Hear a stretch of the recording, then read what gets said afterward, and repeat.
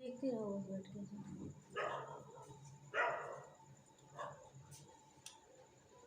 प्रिय विद्यार्थियों, लोक साहित्य एवं लोक संस्कृति HND 307 की जो दूसरी इकाई है उसमें लोक साहित्य और शिष्ट साहित्य में अंतर और समानता को बताया गया है।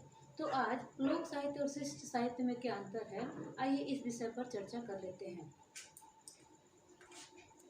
लोक साहित्य मूलतः समष्टिगत होता है। समष्टिगत मतलब वो सबके लिए होता है, सर्वव्यापक होता है, जिसमें किसी देश के सामान्य सभी जनता का चित्रण किया जाता है, जिसके सभी लोक रीति रिवाज का, परंपराओं का चित्रण होता है। लेकिन जो शिष्ट साहित्य होता है, शिष्ट साहित्य व्यष्टिनिष्ठ होता है, अर्थात उसमें किसी व्यक्ति विशेष की विशेषताओं का चित्रण किया जाता है या व्यक्ति विशेष से संबंधित साहित्य का चित्रण किया जाता है।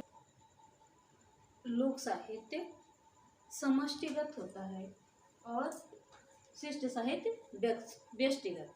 इसकी दूसरा अंतर क्या है कि लोक साहित्य व्यापक होता है और शिष्ट साहित्य क्षेत्रीय होता है। व्यापकता का मतलब जैसे समष्टि और व्यष्टि है, तो लोक साहित्य का क्षेत्र जो होता है वो अत्यंत व्यापक होता है, वो पूरे देश प्रदेश की बातों को लेकर के होता है। जबकि शिष्ट साहित्य कुछ सीमित संकुचित लोगों के व्यक्तित्व को लेकर के भी बनाया जाता है, जो शिष्ट परंपराओं में आते हैं, उनके जीवन पर आधारित जो साहित्य होता है वो शिष्ट साहित्य हो जाता है। इसलिए वह संकुचित क्षेत्र हो जाता है उसका, और उसका दायरा कम हो जाता है।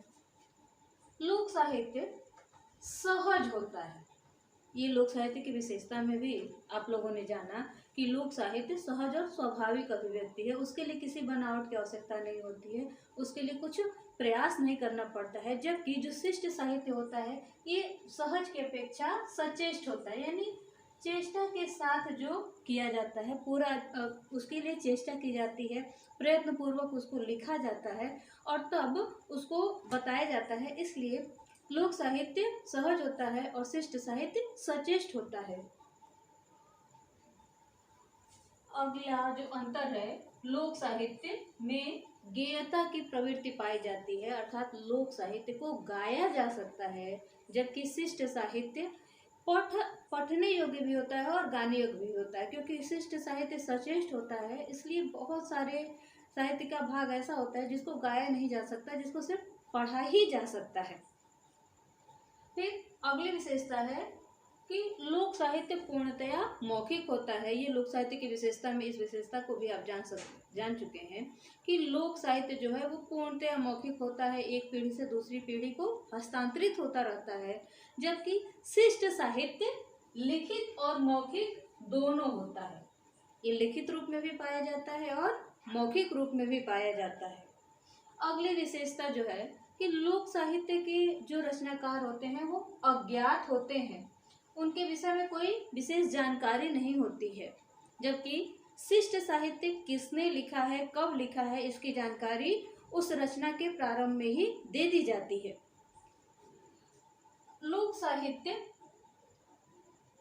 कि जब भाषा पे चर्चा करते हैं कि लोक साहित्य की भाषा क्या होती है और शिष्ट साहित्य की भाषा क्या होती है, तो इसमें भी पर्याप्त अंतर पाया जाता है। क्योंकि शिष्ट का मतलब ये हो गया सुसंस्कृत, परिमार्जित और व्याकरण सम्मत। तो लोक साहित्य में ऐसी कोई व्यवस्था नहीं है। लोक साहित्य की जो भाषा होती है वो अपरिमार्जित होती है, लोक व्यवहार की भाषा होती है, जिसमें रस, छंद, अलंकार और व्याकरण के नियमों का पालन नहीं होता है, क्योंकि वो मन की स्वच्छंद अभिव्यक्ति होती है। जबकि शिष्ट साहित्य सभ्य समाज के लिए, सुशिक्षित समाज के लिए लिखा जाता है, सचेष्ट लिखा जाता है, इसलिए उसमें व्याकरण सम्मत भाषा का विशेष ध्यान रखा जाता है और वो सुसंस्कृत भाषा में ही लिखा जाता है। और इसी भाषा के कारण ही और रचनाकार के ज्ञान के कारण ही, जैसे लोक साहित्य में रचनाकार अज्ञात होता है, इसलिए किसी भी लोक कथा, लोक गाथा या लोकगीत में किसी रचनाकार का व्यक्तित्व तो नहीं दिखाई देता। जबकि शिष्ट साहित्य में रचनाकार का नाम ज्ञात होता है, उसकी वंशावली का ज्ञान होता है, इसलिए शिष्ट साहित्य में पूरे साहित्य में रचनाकार का व्यक्तित्व झलकता रहता है। हम जब भी कोई रचना पढ़ते हैं शिष्ट साहित्य की, तो उसमें दिखाई देता है कि शिष्ट साहित्य का जो रचनाकार है वह उसका व्यक्तित्व भी उस रचना के साथ साथ अपना रूप लेता चलता है। तो लोक साहित्य और शिष्ट साहित्य में अगर हम अंतर गिने तो 1 2 3 4 5 6 7 8 अंतर लोक साहित्य और शिष्ट साहित्य में दिखते हैं। यदि इन्हें आप लघु प्रश्नों में छोटा छोटा उपशीर्षक बना के लिखना चाहें तो आपके 2 पृष्ठ के लघु प्रश्न भी तैयार हो जाएंगे। और वस्तुनिष्ठ प्रश्न तो बहुत आसानी से आप इसको समझ सकते हैं। शिष्ट साहित्य और लोक साहित्य में समानता क्या है, इसको हम अगले वीडियो में समझेंगे। धन्यवाद। सभी विद्यार्थियों एवं मित्रों से अनुरोध है कि वीडियो में व्यूज़ तो बहुत जाते हैं किंतु लाइक और सब्सक्राइब बहुत कम होता है। एक वीडियो बनाने के लिए बहुत मेहनत की आवश्यकता होती है, तो यदि आपका लाइक होगा, सब्सक्राइब होगा तो वीडियो मन से बनेगा। कृपया वीडियो को लाइक और सब्सक्राइब भी किया करें। धन्यवाद।